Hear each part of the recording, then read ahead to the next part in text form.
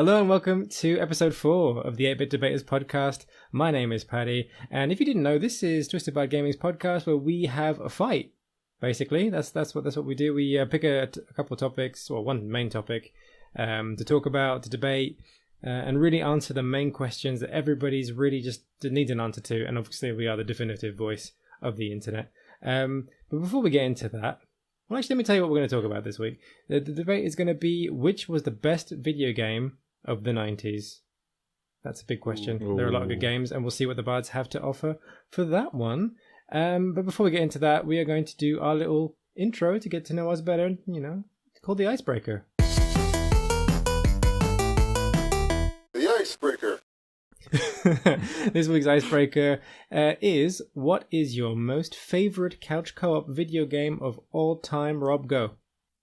Rob, my all-time favourite couch co-op game probably has to be Splinter Cell Chaos Theory, which I believe it was out on both the PS2 and the original Xbox, but if you had it on the original Xbox, the co-op mode was slightly better, with the Xbox being a little bit more powerful, so I'd have to go with the Xbox version. But yeah, that was such a the single player of that game was actually really good. I really did quite enjoy the Splinter Cell series. I think they did a different approach just to stealth action and all that kind of stuff, and definitely was a very good twin, like a sister series to a Metal Gear Solid that offered an alternative approach that also felt quite similar. So yeah, I used to really enjoy it, and the co-op on it was really good because it was one of those co-op campaigns that you could play through with a friend on the sofa, and it was done in such a way where they changed the mechanics, where in the sense of, as opposed to just walking around as Sam Fisher, you would have one person who'd have to give someone like a leg up to get to a high reach, and it would enforce quite a lot of strategy and a lot of quite a lot of co-op play. So yeah. Also, I've been doing really well this week. Cheers. Thanks for asking. I really appreciate that, Pat. Yeah, I don't care. This is the Icebreaker. I just want to know, something about your gaming history. I'm not really interested in how you are at all. There you go. I'm glad to hear that. Dylan, how are you? I'm doing all right. Thanks, Patty. Oh, he got a how are you? All right, okay. And what is your favorite couch co-op video game ever? Mine would be Halo 3. Used to play it all the time, especially my cousin and I over the Christmas went back and played through the campaign. And when you're actually playing co-op, it kind of halves the time. Like, we finished it in one setting, and but there's just a lot of great memories of like there was that level with the Scarab, and it was that thing where you kind of had to like shoot the leg, and it would kind of like fall down, and then you had to get on board and like destroy its core. Well, we would find weird ways of like destroying it. We would get on like one of the four-wheelers, and he'd get on back, and you could take a lift up to the top of wherever, well, I can't even remember the name of the level, but this Scarab would be walking around below you, and then we would time it just right and drive this four-wheeler off of this like plane and land on the Scarab. I remember there was like some Covenant dude on a gunner, and we just ran him over with the four-wheeler, landing in this thing, got on, blew up the core, hopped back on the four-wheeler, and rode it off the Scarab before it exploded. It's just one of those memories that's like you can't even really like recreate. But another thing we used to do is we would, my other cousin too, we'd take turns, and he was younger than us, so we would always, I'd get on, like, can't remember what they call it. They're like, it's not a warthog, but something like that. But we'd get on, and then he'd get on back because he was gonna, shoot and whatnot. And like, so he'd be focusing, trying to shoot at things and whatnot, and there'd be like a cliff, and I would purposely like be just like gunning it, and then right at the last second I'd bail off, and then he'd just go over the cliff on the back end of this four-wheeler. Just things like that, just the silly memories you could make by not playing the game as it was supposed to be played. That's always a great thing about the games that give you a bit of freedom like that. Now I'm going to have to apologize because I'm still getting used to the fact that this is a video format. So for the last few minutes, you've been seeing a guy sitting there with a mouse on his face, essentially. Probably should have started with that. We have a very special guest for this podcast. We got ScouseMouse from his wonderful channel. Hello. Why don't you introduce yourself? Maybe give some context as to the outfit you're wearing, and also tell us what your favorite couch co-op game ever was. Hello, I'm ScouseMouse. Hence the I've worn this. I've got a channel of my own called ScouseMouse, so I've worn this outfit for a few amusing videos. I'm actually having to think on my feet here because for some reason I thought the icebreaker question was the best multiplayer game. So I was all set to go with GoldenEye for the deathmatch, but I'm gonna go as soon as it's now couch co-op. And I've realised what the real question is. I'm gonna go with Zombies on the SNES, a retro classic. Or Zombies Ate My Neighbors for American viewers. So you're basically like a boy and a girl running around with, like, water pistols, shooting zombies and werewolves, vampires, lumberjacks with chainsaws, and you just gotta kind of save the neighbors of the neighborhood. Really good game. Like, it's just great fun. Okay, yeah, I've not heard of that, but that does sound really cool. Oh, really? No, Good. no. I've got one very quick a question. With your headphones in the position they are you sure that you can hear us all right? I'm not sure. I can hear you wonderfully, Rob. I'm not sure. Because they're not actually on your ears. I think that's the... They're not on your ears. That's the You issue. need to put them up. You need to put them up a little bit higher. A bit like that. There you go. Now you can hear us much better, right? Now we get it. There we go. I appreciate people who are listening to this on iTunes don't have a clue what we're talking about. Right. But there's a guy who's wearing a mouse outfit, and obviously. And yeah, for me, I think my favorite couch co-op video game is probably... it's funny, we were talking before the show, if you don't have an answer for one of these questions, you say Call of Duty. Well, that is my answer. Modern Warfare 2. The Spec Ops missions in Modern Warfare 2. I have a lot of memories playing those with a friend of mine, especially the one in the ghillie suits, and you basically have to try and sneak through the mission as much as you can. We used to do that on repeat over and over and over again. You start off in this first area, and it's like this huge field, and there are snipers all over the place, like in the grass, and then you get shot out of nowhere, and it was just so tense and scary and fun. But yeah, that was a great system. Sounds like they're bringing Modern Warfare 2 back and not including any multiplayer stuff in there, so I'm not quite sure what that's about. But anyway, let's move on to the reason we're all here, the mass debate.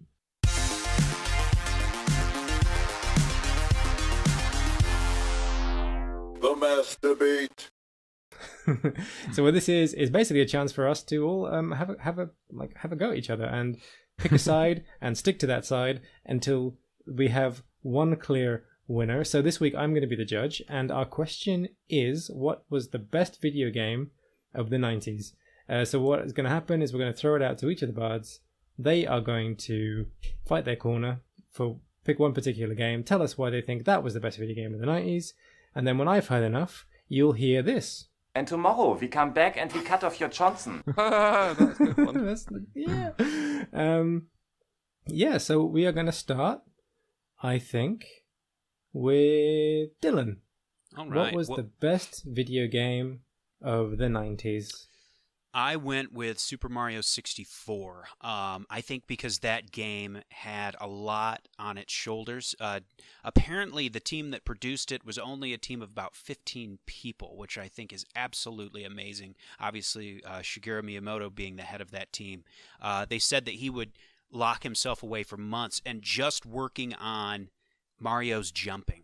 Because ever since the genesis of the Super Mario Brothers franchise, that game really, because obviously there's no real story. It's what makes those games timeless is the impeccably polished jumping mechanics. And obviously new mechanics are added along the way, but you know, it had to be a very frightening thing adapting Mario to a 3D environment. It's kind of what I would imagine the equivalent of when Talking Pictures first came around. A lot of like movie stars from the silent era didn't make the transition because all of a sudden people could hear them and they sounded like garbage. So they sounded like this. Yes, they did. They sounded right. They sounded like nasally 2-year-old children, and and obviously the 64 era, the 3D, sort of the that the 64 generation was kind of, it was a very dangerous step. I mean, they had to take it to stay relevant, and luckily they were able to knock it out of the park. And really, every 3D third-person 3D game, that's essentially every third-person platforming game since then, is kind of built on the skeleton of Super Mario 64. And it's because those mechanics are so perfect. It's one of those games, because a lot of those early 3D games don't hold up well. You know, a game like GoldenEye, which I love and still love to play, you know, you go back and it's kind of alien trying to play it nowadays. But because the mechanics are so well polished, that game it plays as smoothly now as it did, I don't know, what, 22 years ago? Yeah. Cool. Excellent. Thank you very much. And Rob, what do you think is the best video game of the 90s? Well, I've personally gone with another N64 title, which I think has draws a lot of parallels and shares a lot of similarities with what Dylan's just said, and that is Legend of Zelda: Ocarina of Time. Now, did you just pick this one because I'm judging this week? Is that? It's one of those ones where is this Paddy's favorite game or something? No, it's one of those ones where like I really give it a long hard thought, and there's so many games that you can choose for. Obviously, it's a really broad a question to say what is the best game of a whole a decade, and you know, for me, you know, A Legend of Zelda, as much as a Mario is sort of the you know, the more known franchise of the two, I think The Legend of Zelda, well, for me, is the one that's more revered amongst gamers, like in general, really, out of the two series. And for me, the transition from 2D to 3D, so that, like, you know, what previously was, I believe, SNES Link to the Past, the transition to 3D was, in my opinion, more ambitious than what they had to do with Super Mario, in terms of being able to transport a world where it's not only just focused on great platforming, which, you know, isn't the mainstay of the Zelda series, but it's got to transform exploration, combat, adventure, puzzles in a way that still felt very Zelda-esque, and also actually told what is still one of in my opinion is one of the best video game stories I've ever told, in terms of the Ocarina of Time and in terms of the time travel and mechanics they put into that. It was a really good way of feeding in a narrative and a gameplay into in a way that related to it, other than the arbitrary thing that games did at the time, which was just presented you game mechanics, but didn't really give you any sort of narrative reason why this is the way that the world is. And for me, it was just, you know, a big thing as well in terms of what it's done in terms of 3D gaming for like video gaming, in terms of helping action third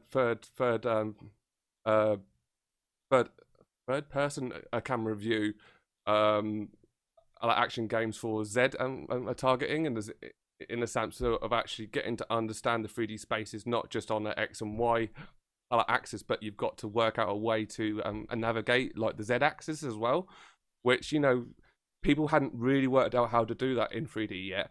And on The Legend of Zelda: Ocarina of Time, that was the one where they first cracked it and go, actually, this is a really great way to be able to explore a 3D space with a single analog stick. And yeah, that is for me the best game of the 90s. Thank you, Rob. A very nicely put together pitch. Okay, and ScouseMouse, how about you? Hello. Best video game of the 90s. I feel like I may be fighting an uphill battle now that I found out what Paddy's favourite game is. But yeah, you know, I've gone with one. I've gone with one from the kind of back end of the 90s. It's the first Final Fantasy game to appear on the PlayStation 1. It's Final Fantasy 7. My favourite game of all time, so it's no surprise that I think it's the best of the 90s. It's just got a phenomenal story, like a whole host of kind of unforgettable characters. A lot of these kind of games tend to have, you know, 2 or 3 main characters that take part in the story, and then everyone else is just filler, you know, and they just get kind of thrown in the back. Every single character in this plays a really kind of integral part to the story. Even the fact that there's 2 kind of optional characters, so they couldn't be built into the main story, but they've still got their own side quests, they've still got their own backstory, and this kind of, it's just such a deep game, and they kind of, it's such a mammoth game. It was built, you know, it was on 3 discs. It was enormous. The jump from Final Fantasy VI and from any other kind of previous kind of 2D like top-down RPGs was just enormous. The kind of the massive world map. I think it's got one of the best. I think it's the best game soundtrack of all time. It's something that I can just happily kind of stick on YouTube and just listen to the soundtrack on its own. So many fond memories come flooding back when I hear different parts of that music. It's also got a kind of brilliant like materia system where you can basically turn any character into whatever you want to be, so that they can be support. They can play like a supporting role. They can be healers. They can be really kind of powerful magic people who are doing physical attacks. I don't know. I'm a massive RPG fan, and I think this just gets everything perfect. Yeah, it's great. Great, thank you, and thank you for a pitch that had what the other two didn't, which was real heartfelt passion. I loved it. really felt like it, and it makes me even sad that I've never played the game, which is another thing that's going to make it more difficult for you. Right, so that was Rob said the same, I think. Yeah, you haven't played it, Rob? No, I haven't. Oh, Dylan, how about you? I haven't either. Still waiting on that. My god! Still waiting What's on going on that here? remake that's been cooking for 10 Oh yeah, years. Final Fantasy Remake 7, which is going to be in lots of different parts, maybe. Anyway, thank you very much, guys, for 3 great pitches. So just to kind of recap that, Dylan was saying that Super Mario 64, because of obviously Mario's legacy and the change from 2D to 3D, and like the team that was working on it, and like the brainchilds behind that, and basically the enduring, never-ending legacy of Mario. Similar, Rob, in terms of Legend of Zelda: Ocarina of Time, which, full disclosure, my favorite game ever. Which of course he didn't know before choosing it. For again, also its legacy and its gameplay and redefining how we move around in a 3D space, and really what it did with this quite limited kind of light touch story, but also such a really powerful, brilliant one in the Zelda game. And ScouseMouse Final Fantasy VII for its storytelling, for its the way it was for an RPG, all the different characters and worlds, and yeah. So thank you very much, guys, for 3 great pitches. So what we do now is we basically open the floor for bloodshed and bad words. So you guys get to tear each other's ideas down, and these are all great games. I think everybody can agree, even without playing Final Fantasy VII. I think we all appreciate its legacy. So don't worry, we don't hate these games, but it's their job to tell me why theirs is the best. So be harsh, be mean, be cruel, and have fun with it. And then when I decide I've had enough, you will hear the sound that you heard earlier, and we will call it there. So guys, the floor is yours. But just to give you kind of a little opening question in terms of what I want to really kind of get from this, which of these 3 games, granted this was quite a long time ago now, has the most enduring legacy? Well, that's easy. It's A Legend of Zelda, Ocarina of Time, surely. I mean, in terms of the look at the trend that video games have gone since, I think we've got 3 very great games and very sort of enduring in their own genres. But if you look at the direction that video games have gone since, where you've got the 3D platformer, you've got the JRPG turn-based action game, and you've got the open world action adventure game, I would quite happily say that probably the one genre out of those 3 that's probably endured, certainly in the West. I definitely would concede it in Japan. Probably that might not be as easy as a point to make, but you can certainly say that the one that's in the most growth and the most time and effort put into it, and the most kind of repetition and the most rules pounded it is the game that's just like The Legend of Zelda Ocarina of Time. They made the rules on how to make that sort of game and how to traverse in that space. And I'd say, to your question, that's got to be Ocarina of Time out of all 3. It's very hard to go to war against those 2 games because I absolutely love them. It is hard. Although another point I would also say about this is Final Fantasy. From my understanding, and like I said, I'll have my hands up, I've never actually played it myself, so it's really hard to bash a game they haven't played. But from my understanding of it, wasn't as much as you say the story is great, isn't it quite well known that the story is quite contrived and really hard to follow unless you play through it about 400 times to understand what people are talking about half the time? I think if you pay attention, like if If you take some detailed notes, Rob, it'll be it's an absolutely emotional roller coaster. There's there's a lot of ups and downs. There's a lot of twists. But if you pay attention, by there'll be points during the middle where you're not quite sure what's going on. Of course, there will. But but by the end. Out of these three, I think mine has like the middle ground, whereas Dylan's has actually no narrative at all, which I don't think the Mario game necessarily needs it. Final Fantasy has I won't argue with what is probably a very in-depth and very really really really lot of thought put into it, but it's slightly contrived at times. Whereas Ocarina of Time is in that sweet a middle ground. They've got a few high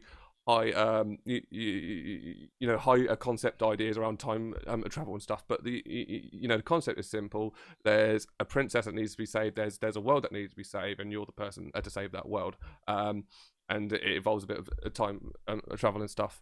Done. Arguably that's the flaw, Rob. Maybe it just lacks a bit of depth. I would say if you want to decide, that was a really bad idea with Paddy judging. I would say if you want to decide which one of these three games has had the most lasting impact, I would say just look at the sales numbers. Mario games outsell. Oh, he's dropped the sale. It's money, baby. It all comes down to money. That's what it's all about. It's all about that dollar, bro. Mario outsells Zelda, outsells Final Fantasy. It's fat. Now, granted, Mario has dipped his toes in many a pool. Kart I would racing, buy a vacuum sports, off you. I don't need one. Whatnot. But the world, next Refereeing to Mickey boxing Mouse, I matches. can't think of another animated character more universally recognizable than Mario. Zelda, like I said before, when you go back to play Ocarina of Time, it doesn't hold up as well. Now, granted, there's been wonderful ports made of it, like the 3DS version is excellent. It's an excellent game, but it's muddied now, and a lot of the mechanics don't hold up as well. Because Mario 64 was built on such incredibly polished mechanics, you can still play the original cartridge and have as good of a time with it as you could any sort of updated port. And I would say, my rebuttal for Final Fantasy VII, obviously I haven't played it, but I would say that Zelda and Mario were able to do on a small piece of plastic what Final Fantasy VII had to do with 3 discs. Ooh. To be fair, Final like Fantasy VII is an epic 50-60 hour plus game. Yeah, I think what the legacy of Final Fantasy VII is, it's a testament to that legacy that here we are now, 20 odd years on, and still people are as eager as ever. There's a hardcore, die-hard fan base desperate for a remake, and the remake's been God knows how long in the making, 5 years, 10 years, and still people are as eager as ever. Mine's already been remade. That's probably because it was more popular than the other two. Or easier. Just saying, right? Well, technically, Super Mario 64 did get remade. I think, was it like a DS game? But I don't think people cared for it that much. Oh, really? To be fair, it's the same with the Zelda. I think the Ocarina of Time was sort of brushed up for the GameCube. Yeah, but I'll tell you what. If I think it was E3 2015, I want to say, because it was ironically enough, it was the trailer just before the Shenmue 3 reveal, and they showed the Final Fantasy VII trailer, which is this is our repolished, brought up version of Final Fantasy, and obviously there was a lot of excitement around it and stuff. And I'm still not sure. Are they going to build it in the Final Fantasy 15 engine and still have it as that real-time, free-flowing combat that you hate, as you've told me before, or is it going to keep the turn-based stuff? Do you know, or would you be interested to find out? This isn't really part of the debate. This is more of a question. Thankfully, I'm only selling the original Final Fantasy VII as the best game in the 90s, because I have great fears that the remake is going to be a disaster, and they are going to keep the Final Fantasy 15 style of free-flow fighting. Time. Yeah. Okay, no, that's more out of my curiosity. But in terms of like Legend of Zelda, if Nintendo were to release a trailer in the same vein, where they've basically gone, look, next Legend of Zelda, we've done Breath of the Wild, where can you go after Breath of the Wild? I know, let's do a full ground-up rebuild of Legend of Zelda, Ocarina of Time, telling that in a new, rebuilt, modern way, in the same way they're doing with Final Fantasy 7. I would argue you'd probably get a much stronger reaction from the wider a gaming community rather than the rampant sort of surge of excitement that you got out the Final Fantasy fans, personally. Yeah, I mean, Nintendo's got the history. Nintendo was around long before Sony. It's very hard to compete with Nintendo for having those kind of mascots like Zelda and Mario. I mean, I would say that I think it probably falls just outside the 90s. That I think Mario Sunshine took what Mario 64 did and just did everything better. So I'm gonna have that. So that's got to be minus points. That's true. There are better 3D. Like if they're better 3D Marios than Mario 64. I mean, that argument could also be said about Ocarina of Time. That it is Ocarina of Time, because I know a lot of people like side with a Majora's Mask. If you were to ask that question, both, in my opinion, very similar games built on an engine that worked really well at the time. That's why Nintendo did break the mold and say, actually, we're going to do two Zelda games because this one was so good. So good, and fans enjoyed it so much that they decided to actually break the mold and go, actually, we're going to do one more, reuse quite a lot of the assets and still manage to pump out what was one of the most, I'd say, nichely revered Zelda games, and that was purely due to the fact of how good this entry it was in The Legend of Zelda. I don't think they did that with the Mario game. Right, he was too busy making money. Just saying. I mean, arguably, they broke the mold at Final Fantasy VII. They were never able to replicate the brilliance of Final Fantasy VII. Would you say that's something that's to Final Fantasy VII's credit, or to their credit though? That Definitely, they broke the series? It's a one of a kind. I mean, I suppose that's one of the differences between Mario and Zelda. Whereas both of those games have a recurring story, albeit Mario doesn't have the kind of deepest of stories, but they've got a recurring story throughout the series. Whereas each Final Fantasy VII game is its own kind of standalone game. Story set in a shared universe, sort of thing, isn't it? Yeah. I say that you could argue the same about Legend of Zelda. They do follow the same pattern, deal with a Ganon or a Ganondorf, but they're all set in, which Nintendo threaded together for the 25th anniversary, like the different, where all the games fit in the timeline, a lot of Zelda, and I thought that was really interesting. And even then, they stated Ocarina of Time was the point in the official Zelda timeline where the game split the timeline off into three ways. So even that, in terms of the overarching Zelda narrative, is probably the most important story told in The Legend of Zelda, a series as well. So another question would be, thinking about the 90s as a kind of seminal, things really changed. We went from the 2D to 3D. Like, these games were in many ways responsible for, was it if it's narrative or gameplay or the way we play in these spaces. Which one do we think did the most to really help elevate gaming to the next level, or take it on its journey to where it's going now? Because I think it was Legend of Zelda. I know you do. Because from where I'm sitting, I kind of feel like Super Mario 64, in terms of gameplay, is still king in many ways. Like, you can put out a game with an amazing story. If it has terrible gameplay, no one's going to play it. You put out a game with no story whatsoever and with an amazing gameplay, and everyone will, like we've just seen with the Super Mario Odyssey. So what do you guys think about the most important, like, enduring legacy of that kind of I think enduring a legacy, and I think the true transition from what gaming was to what gaming is actually, I completely agree. A game can't be great if it doesn't have great gameplay. I fully take that point on. But games had to move forward. Games had to grow up. Games had to evolve, just like all other mediums. Gamers wanted more. They wanted more scope. They wanted more motivation, and they wanted that sort of stuff. They wanted to push gaming forward from blocks on the screen that you don't care about anymore to characters that you care about, and you're bought into whatever principle that they're trying to fight for. And I'd say definitely Final Fantasy and Zelda fall into the same a category where they were definitely trying to push gaming forward and be able to tell and crafting a story which made you care about what happened inside the gameplay, as well as giving you great gameplay. And yeah, I do agree, gameplay is always king.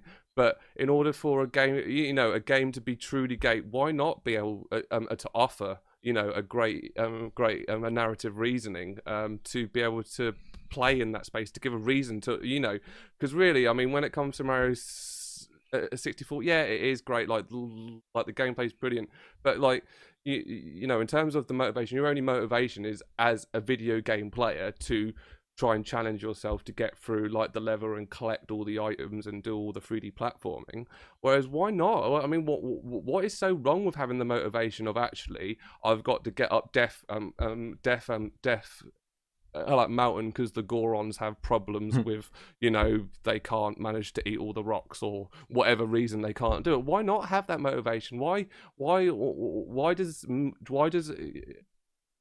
Mario get a get out of jail free card where so many games are hold to account of their story, and they get panned if they don't deliver on that, because Mario set the precedent of what they are and what they're about. They Odyssey had nothing in terms of, you had that thing in the town where that woman, the woman was like the mayor. It's just so okay, whatever. I just want to go and run about and do stuff. I don't know. It's just, that's how I feel. It's like, why should a game be punished because it is trying to put a reasoning behind you playing it? I think. Go on. Oh, sorry. Go ahead, guys. Go ahead. I would say, sorry, my Skype cut out for a second, but I was That's right. I was still able to hear everything. But I would say the reason why Mario gets a pass, Mario's a lot like rock and roll. Every time you think it's dead, it comes back. If you think about it, Mario brought the gaming industry out of the depths of the collapse with the first NES console. And after that, what were they going to do? They gave him a PhD. They made Dr. Mario. He's prescribing pills over the counter. Doesn't matter.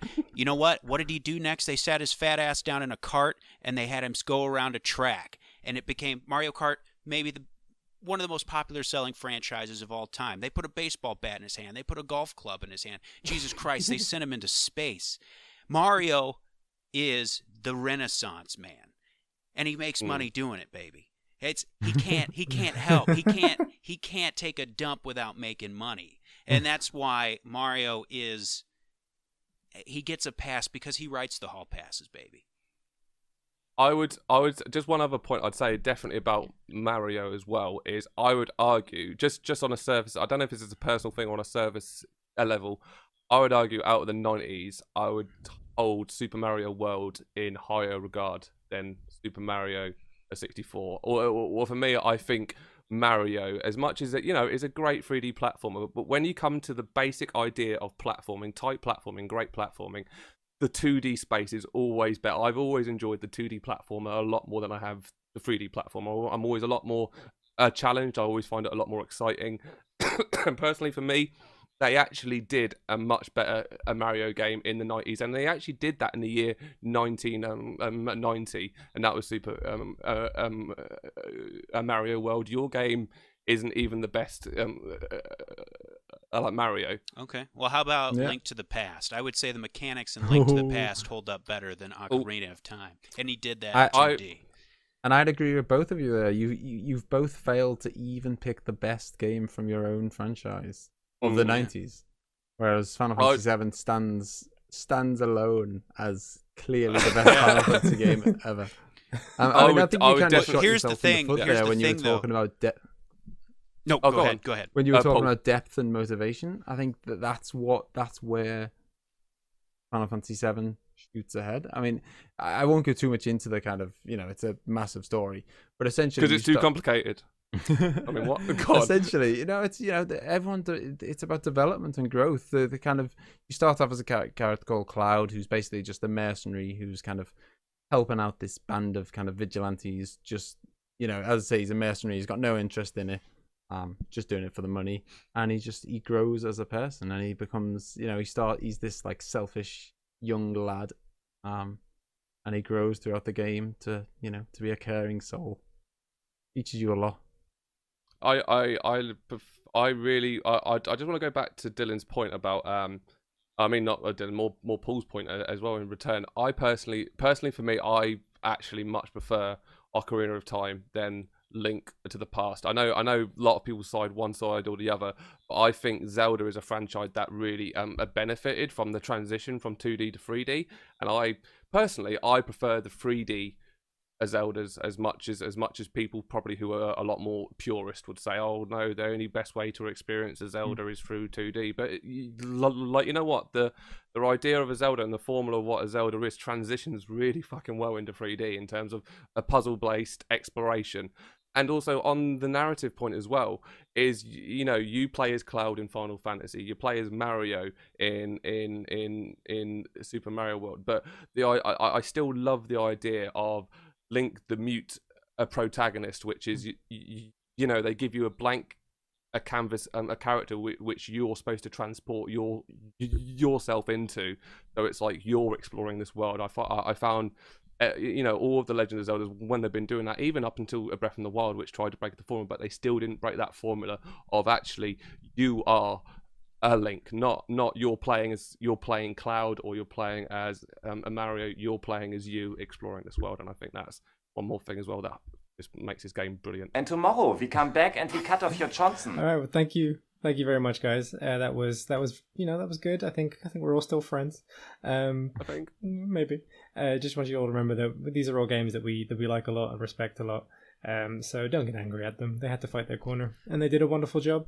This is a tricky one. I mean, for you guys, basically, because, you know, I have my predispositions, and I can't fight them. I'm sorry. The best game in the 90s was Legend of Zelda Ocarina of Time. Like, you know, Dylan, if I ever need to sell anything, mate, I'm going to give you a call, because literally, you could tell me literally anything at this point. I was like, oh, maybe it's Mario. But, you know, it's a solid, you know, I winner. think Final Fantasy VII, like, you know, if I had actually played that game, it definitely would have come a lot closer, because I'm all about narrative in games. I think it's really, you know, I play games for the story as much as I can. You know, I think there's a lot of nostalgia about the Ocarina of Time narrative. It's nothing, you know, it's nothing incredible, but there's something really wonderful in its simplicity. And I kind of only played Super Mario 64 on my friend's N64. I didn't actually own it on my own. And, you know, it's like so much fun, just pure fun, which is obviously, you know, absolutely fine. That's why we play games as well. But I think in terms of the legacy it had, in terms of like what the game was and what it means, and, you know, it's kind of funny that like this year and last year we've had basically Ocarina of Time and Super Mario 64 again in Breath of the Wild and Super Mario Odyssey. Like, you know, they went back to those that kind of feel for these games. Super Mario Odyssey, I think, a lot closer to 64 than Breath of the Wild was to Ocarina of Time. I think you play Breath of the Wild and kind of miss Ocarina of Time a little bit. I got that feeling. It's like, oh, give me that Zelda again. But no, really, three great games. I'll definitely pick up Final Fantasy VII Remake. You know, if it gets the ScouseMouse seal of approval when it comes out. I don't think it will. Because you didn't enjoy the free flowing combat from. No, 15, I honestly, I'm flabbergasted that all three of you have not played it. Like, I'm really shocked. I was actually just playing 15 right before we recorded, but you want to know just real quick, what I have been playing? I just beat the first two, and I'm currently playing the third one, but did you ever play the old Dragon Quest games? No, I never did. They were like, they were a precursor. They were like Dragon a precursor Quest 8 to... on the PS... Yeah, well, like, they were a precursor to, 8 on like, the Final PS2 Fantasy. Yeah. Because like the first one came out in like 86 or 87 on the Famicom, and I'm actually playing the mobile ports of them, but I'm actually loving them. They're incredible, and it's kind of getting me into. I'm going to actually play the original Final Fantasy now because of those Dragon Quest games. They're excellent games. Yeah, number 8 came out on the PS2, and that was brilliant. And I think the next two after that were just handheld only. Yeah. So. Dragon Quest 11 is coming out this year. It's going to be on the Switch, I think. It's going to be should be amazing. That should be great. Yeah, I think I just want to say like I said, Ocarina is actually my favorite of the 90s. So this was the hardest thing I had to do, was to tear down my favorite game. I mean, all three of these games, absolutely I wonderful. nabbed it first. Yeah. It's but yeah, that I mean that was a hard one. That was tough. Really. Well, because you have so many within the 90s, you have so many. You have it was a golden decade. Yeah, between really was. But I mean, you know, take out. I mean, obviously, not even including the PlayStation and whatnot. Just between the Super Nintendo and the 64, you have some of the greatest games of all time within one decade. It's absolutely insane. I think we definitely could have. I think an argument could have been made for the first gen of a Pokemon as well. I think that would have had a really good fight in this. Yeah, on, this on, I was the, game, close on the to Game Boy, choosing right? That would have. Yeah, that would have thrown me as well. Maybe a future debate should be like the best 90s best Nintendo game, right? Yeah, like or Nintendo 90s 2D, like 2D game or something. You know, to sort of like, because there's so much. Definitely, that'd be great. Yeah, I remember as a very broad question. I remember as a kid being maybe kind of 15 years old, and I got for Christmas I got an N64 with Mario, GoldenEye, and Zelda, and it was just that was me done for just best Christmas ever. The Holy Trinity. That's amazing. That's like the trifecta. Yeah, it's the Holy Trinity of 64. And if you think about it, that 64 is wonky as it is now. That one analog joystick was really the because now everything is dual sticks. And if you think about it, that was kind of the precursor to that, because not too long after that, Sony put out the DualShock and whatnot. Yeah. If you think about it, playing with one analog joystick, it's kind of like driving a car where a steering wheel can only turn one way. But it's like somehow we did it when we were kids. Like I could blow through GoldenEye. Now I go back and play amazing. It. And it's hard. It was like crazy. Yeah, I was playing it at I think it was London Comic Con with a friend. Like they had all these old school consoles out, and I was playing it with my friend, and I was just like, I don't know how I ever played this. Right? Like I don't know how to move. I don't know how to aim. Like this is insane. Yeah. Which is actually, I think, what's cool about Ocarina of Time is I still have it. I still have my 64. I still try and play that game every few years, and it's still, like the simplicity of what they put in there in terms of the Z targeting. It's still very, very playable. A dream of mine would be to play the original GoldenEye, not even like a remastered, original GoldenEye, same thing, original, not even remastered Ocarina of Time, but be able to play it with a dual stick controller would just be, amazing. That would be amazing. Yeah, I'm not sure who owns the rights to that game, because it's amazing that that's never been, like brought into the future properly. I don't know. Right. Yeah. I know that like there was rumors, because obviously Microsoft owns Rare now, but I think Nintendo had a special license with, even though GoldenEye was developed by Rare, they had a special license with that. But I guess like they leaked some footage, I guess at one time for Xbox 360, Microsoft was doing a remaster of GoldenEye and then had to pull the plug on it. But they like some footage leaked of it could have just been made by someone online, but it looked pretty convincing. But that would have been absolutely cool if that would have actually I know it's never quite the same, but I imagine if you got an N64 emulator and then just plugged in an Xbox controller, then that would essentially do the job. Absolutely. Cool. Well, great guys, thank you very much. And that was a good debate. And make sure you tell us what games you think were the best from the 90s. In the comments on this section. This is going to be on YouTube, youtube.com/twistedbygaming if you're listening to the audio version. So if you want to let us know what you think was your favorite games for the 90s or the best game for the 90s, tell us why we're wrong in the comments on the YouTube video.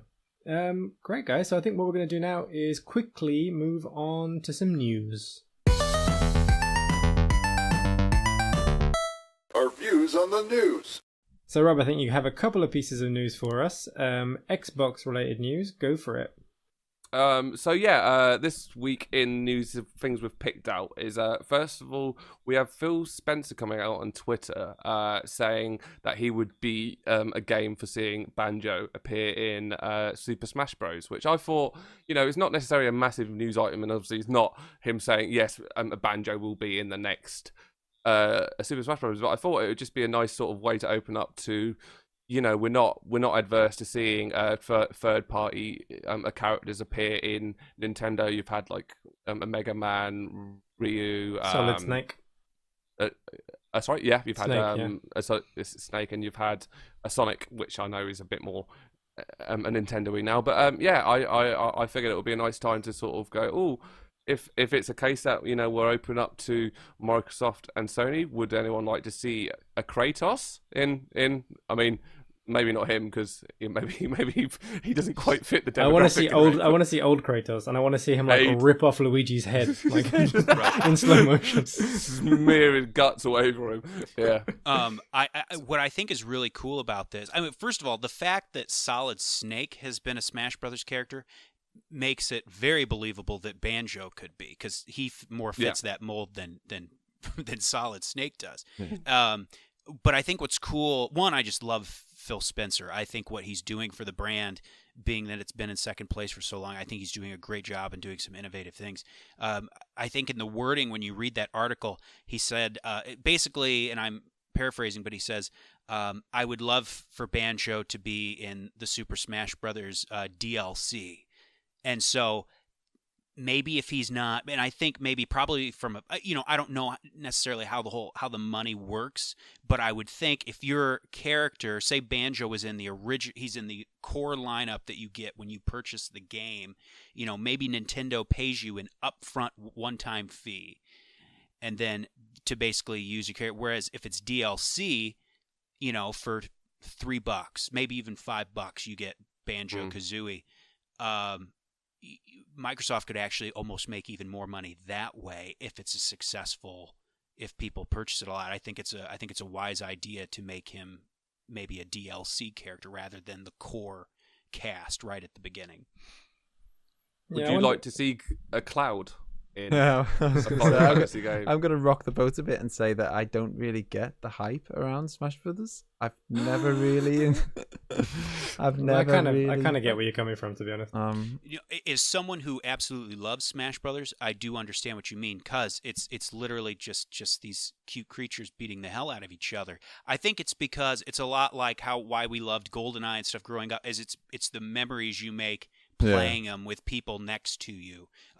There's something that, as incredible as gaming technology has gotten, there's playing online, even if you're playing online with friends, it just does not compare to playing with friends who are sitting right next to you.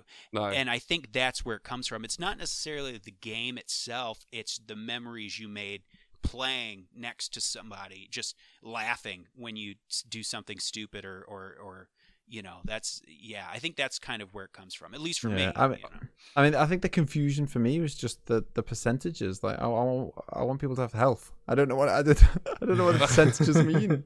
Half the time I was playing the game and having no idea what was going on.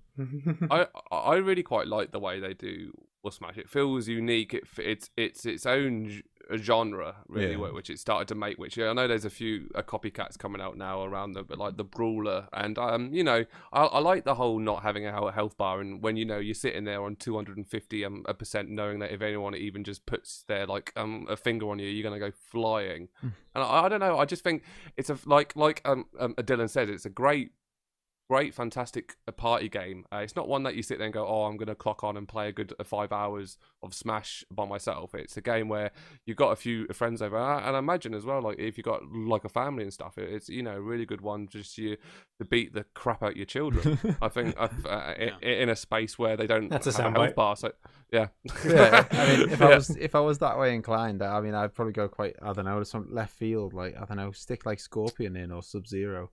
Or maybe really left that would be cool. Stick Landy in or something. Landy from Shenmue, that would be cool. Yeah. I was looking at. Oh, go ahead, Rob. No, all you, buddy. I was trying to think, and I think we talked about it, and I can't remember. We had some friends of mine. We had made a little list of characters we would love to see. And I can't remember who I said, but I was thinking, and a lot of people, there's been talk that maybe we even talked about it on this podcast, but does Crash Bandicoot now, is he eligible to be, since he's going to be on a Switch console, the Insane Trilogy remasters? I mean, would he, is he eligible? I could definitely see him as a DLC character, because obviously they've probably been working on this game a while, so he might not be in the core cast, but I could definitely see him being a DLC character for sure. Character go on. No, go ahead, man. Go ahead. one character I'd love to see, which no one would ever see coming, and it'd be I'd like to see Arkham, a Batman appear in Smash Brothers. That'd be cool. That would be a character to have in Smash Brothers. Right. I know Warner Brothers will go nowhere near it, but Doom guy. I'd play it then. Doom guy, or like BJ Blazkowicz from Wolfenstein. Out of interest, as a noob to the series, is other than new characters, is there a difference between the one that came out on the GameCube and the one that came out on the N64? You know, there's have they changed throughout the years other than new characters? Yes and no is the answer. Yeah. Yes and no. Yes and no.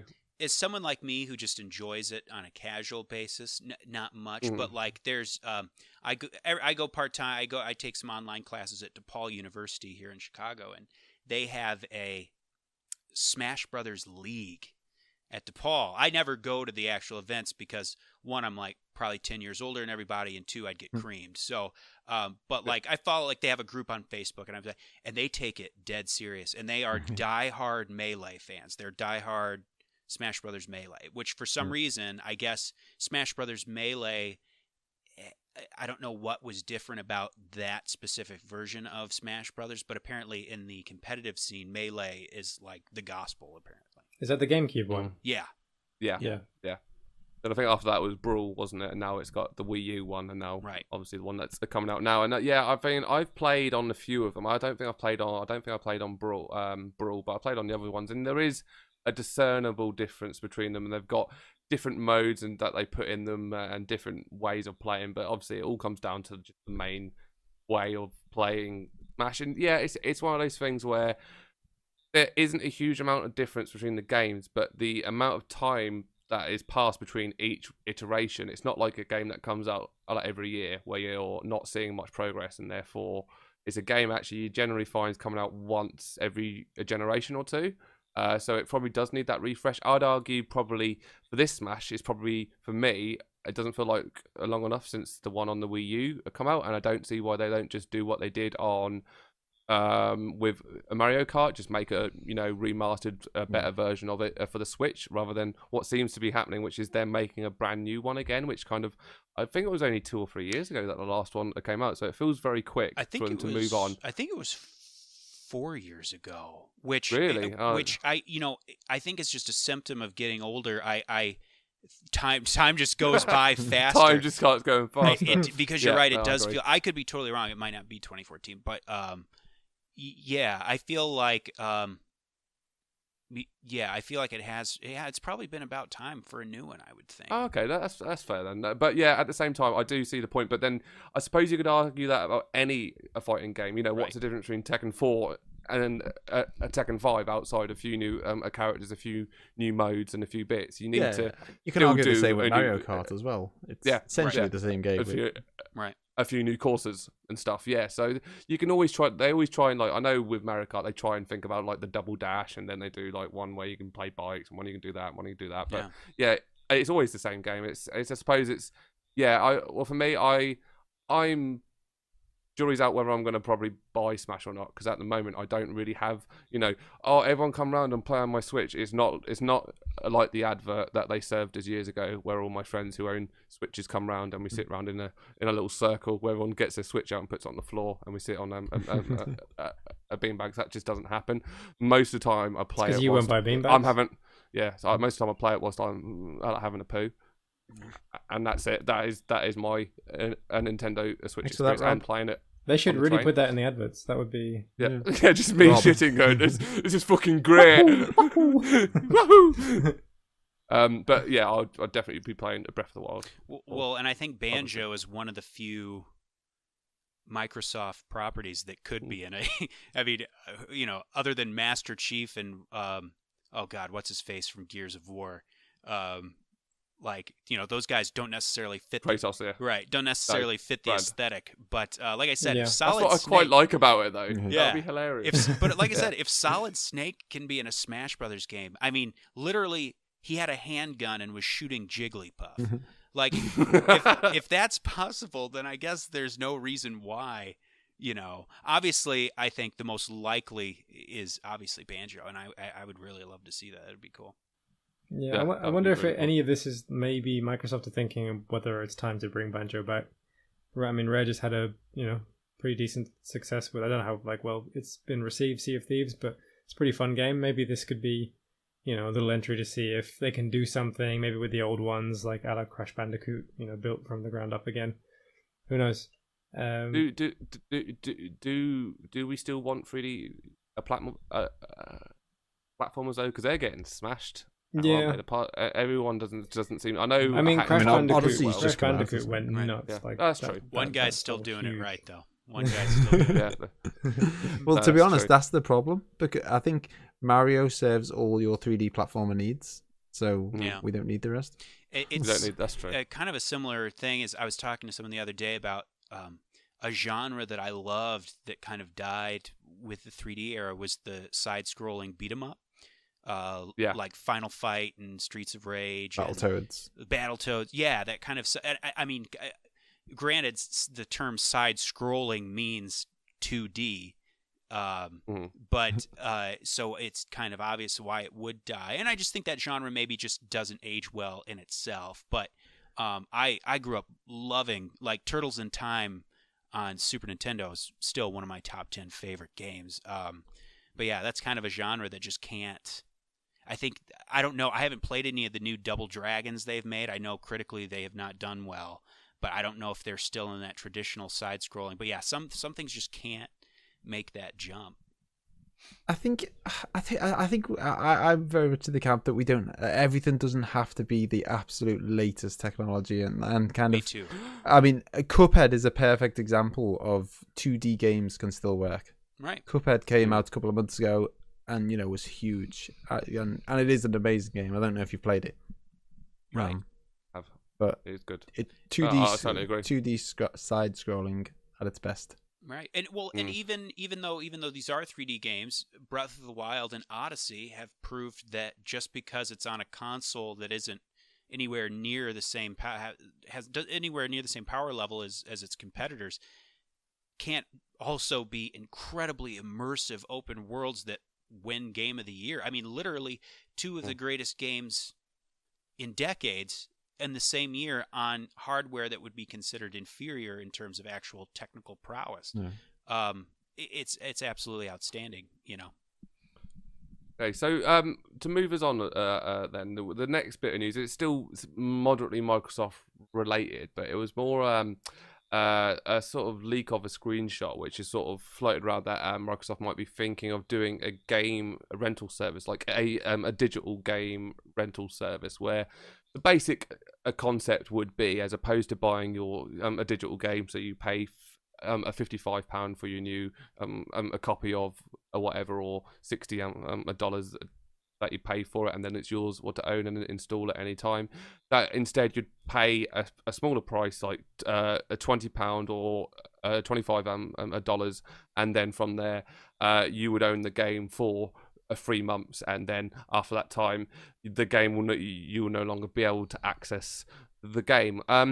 Which I think, for me personally, is a solution that I could see working in the right context. It might be a viable option for, especially if you like to try out the latest game and you always seem to move on to the next thing. You want to play Far Cry, and then you want to play the next FIFA when it comes out, and you want to play the next Call of Duty and the Assassin's Creed, and you're burning through them in that way. I can see that actually being a lot more financially better for you, because you play games and you consume it in that way, where you just I'll eat them up.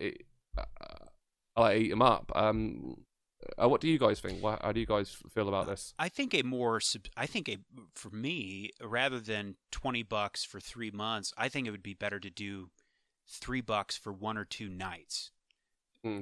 Just like the old days of a Blockbuster, right? Just like you're renting it at a store. That way, people can then get a taste for a game. If they like it, if they don't, then they can buy it, or if they want to just keep renting it till they beat it. Microsoft would probably even make more money off of it that way anyway if someone did that. But with that traditional model, it would give people... Sometimes they do like free... Like just right now, as we've been recording, I've been downloading... They have a free trial for Fractured But Whole. And I think it lasts for like 2 days or something. Granted, that's free, but I think if you had a rental model more like that, kind of, because if you go into the Xbox store, you can rent movies, for $3 or $4, and you have it for like 48 hours essentially. Once you hit play, you have it for 48 hours. I think a model like that would actually be preferable to the 20 because at that point, why not just buy it? You know what I mean? Why not just buy it? I don't know. Yeah. It seems kind of counter to everything that's actually happening in the industry, or maybe it can happen because of how the industry's changed. I don't know. Because like if you think about what it used to be was single player game, you play it, you put it down, that's it. Like Uncharted, you play 16 hours, 18 hours, it takes you to beat the game. Maybe you want to go back and do everything, get the platinum, maybe it takes you 30 hours, but that's it. You're never going back to that unless maybe one day you want to play it again. But most video game companies aren't interested in that anymore. They want you to never leave their game. They want you to play it forever and keep giving you the money for it. So I don't see how a 3-month trial is very helpful for, like, Siege, for example, Rainbow Six Siege, or The Division, or Tom Clancy Ghost Recon, all these games where they don't want you to leave. They want you to, stay and keep paying money. I'm not sure how, like, the publishers are going to kind of feel about that in terms of, what's the purpose for them to let you play this game for a little bit of time when everything they are doing, all I suppose is really keeping you there. It's a really good point that actually, if you think about it, it genuinely might be a smart move where actually from the publisher's point of view, they go, okay, so someone pays, half the price to get a 3-month trial on Rainbow Six Siege. They install Rainbow Six Siege and then they start playing it. They really enjoy their experience and they're not up on, I shouldn't be buying this, that, and the other. So they buy themselves a few loot boxes, a digital store, get goods, and they are now invested in that game. They have put their money into it. And when their 3 months are over, they go, all that stuff I've bought is now useless. I'm going to either A, buy another 3 months, or B, I'm going to buy the game outright. Which, when you think about that from a publisher point of view, that's more, not less. So perhaps actually it kind of actually makes a lot of sense when you think about it from, well, let's try and drain every single a penny out of someone that we possibly can. Yeah. From a money-making point of view, I think it's a brilliant idea, and I'm sure they'll make a hell of a lot of money out of it. It does worry me. My kind of knee-jerk reaction was that that's like way too expensive for 3 months. But then I guess when you compare it to kind of the old days of Blockbuster and paying a $5 so that you can have it for a week, then I guess 20 for 3 months isn't that bad.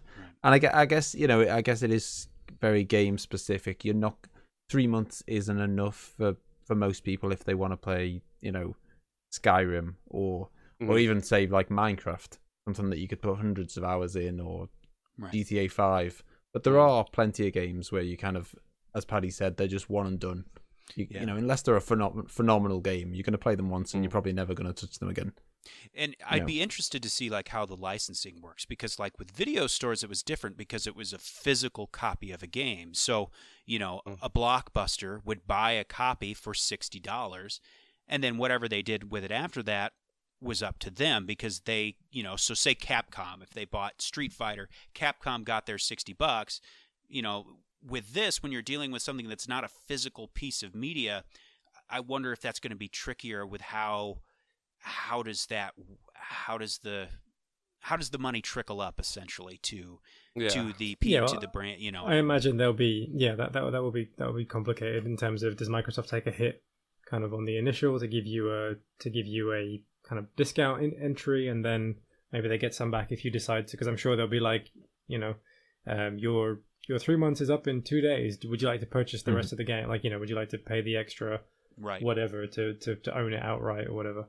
It's definitely interesting. And I guess it's, they're really pushing to change the way that we pay for games, essentially. Yeah. Everybody else is kind of quite happy to sell you a disc or sell you a digital copy, but they've got what's it called, the Games Pass, which is doing really interesting things. And okay, that's still pretty much just Microsoft exclusives and some smaller games and the odd kind of thing here or there with some of their partners. Like, we haven't seen like big AAA games except their own on there yet. And I don't know if we ever will, because we're probably going to get into, I imagine one day we're going to be £10 a month for Ubisoft, £12 a month for Activision, £15 a month for for EA, whatever it's going to be. That's probably how we're going to pay for games in that whenever that happens. But yeah, it's interesting to at least see somebody doing something different. Whether this works or not, I don't know. We'll have to see. Yeah, I mean, there's also Humble Bundle as well for the PC, which is Yeah. essentially the same thing. Kind of small fee per month, and you. Yeah. Oh, great, Yeah, guys. I always found just on that. I always found the whole trying to Netflix video games. Just the idea, like it sounds great. It sounds like movies used to be really expensive and they used to cost £10-15 for a DVD, and now you pay your £4 or £5 or £6 or £7 per month and you get loads and loads of more stuff.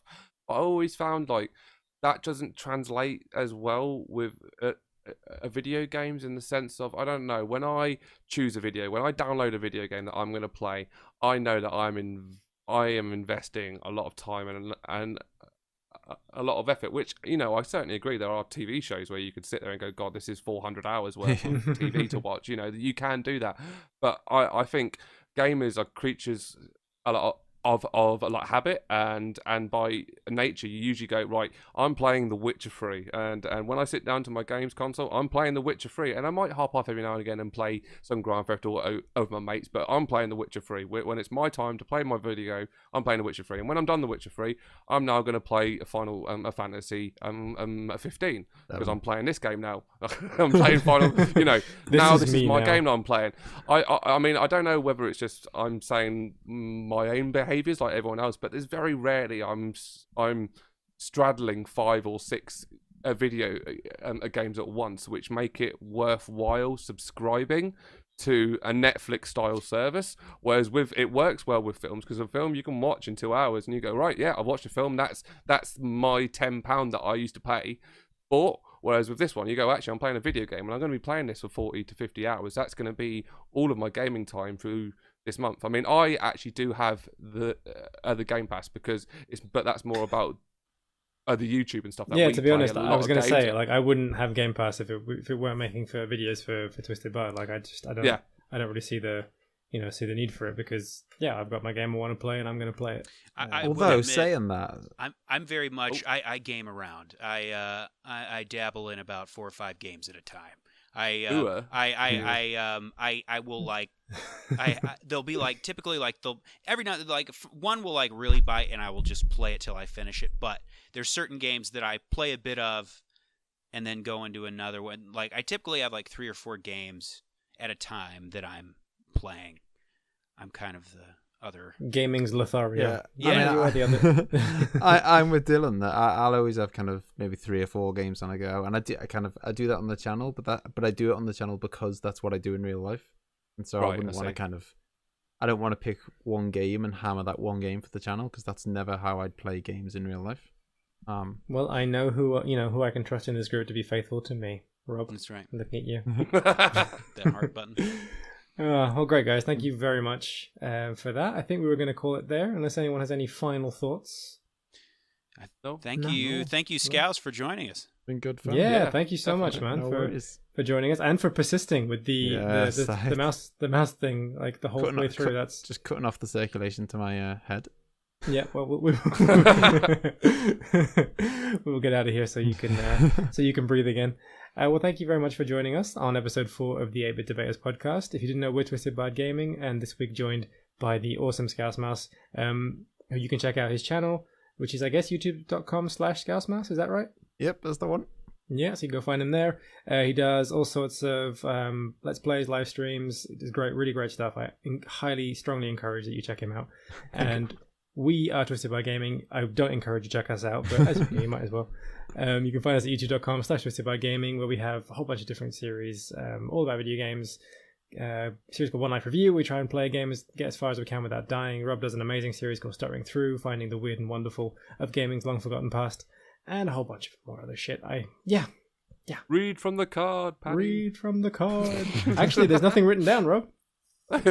Nothing written down. That was all freestyling. And we will see you again next week. Thank you very much. You can find this everywhere. Like, share, subscribe. Bye-bye. Oh. See ya.